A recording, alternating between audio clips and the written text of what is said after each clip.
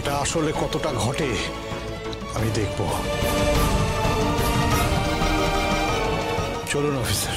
বাবা তুমি আমার কথা কেন শুনছো না বাবা? তুমি তো কিছু করোনি, তুমি এখানেই থাকো। মেজদা কিছু বলো না। আমি সারা জীবন মাথা উঁচু করে বেঁচেছি, সেভাবেই বাঁচব। অভিযোগ এসেছিল, শুধু একটা অভিযোগ মাত্র। আমি কিন্তু এখনো দোষী প্রমাণিত হইনি।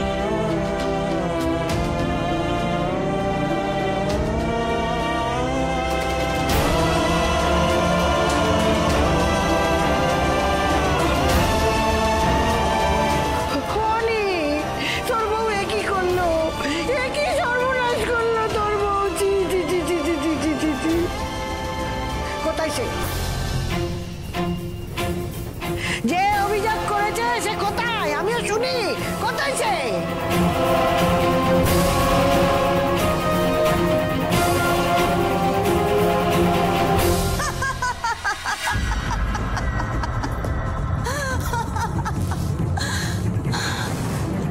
নাও এবার থাকো কদিন লকআপে।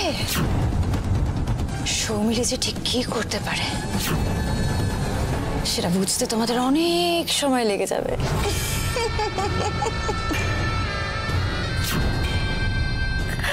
আমি অসহায়, আমাকে এই অন্তঃসত্ত্বা অবস্থায় বাড়ি থেকে বের করে দিয়েছে। আমি আর কি করব বলুন?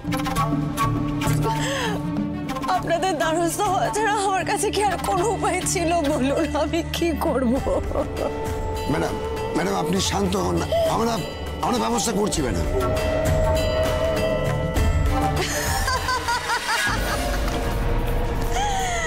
ব্যবস্থা? এমন ব্যবস্থা নেওয়া হয়েছে যে পশু পরিবার একেবারে ভেঙে চুরে ছাড়খাড়। এবার দেখ নীলা, কত ধানে কত চাল, তুই শুধু দেখে যা। আর সেটা দেখানোর জন্য সৌমিলি একাই কাফি।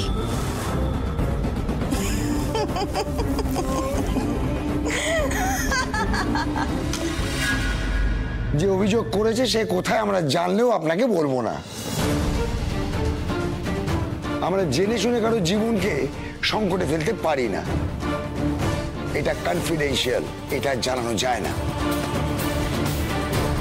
তার সাথে সরাসরি আপনাদের কোর্টে দেখা হবে।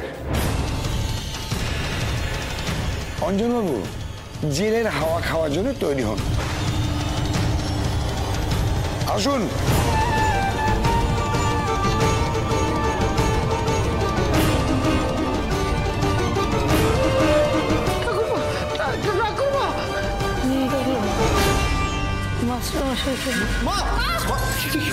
কিচ্ছু হয়নি বাবার। ও মা কিচ্ছু হয়নি। তুই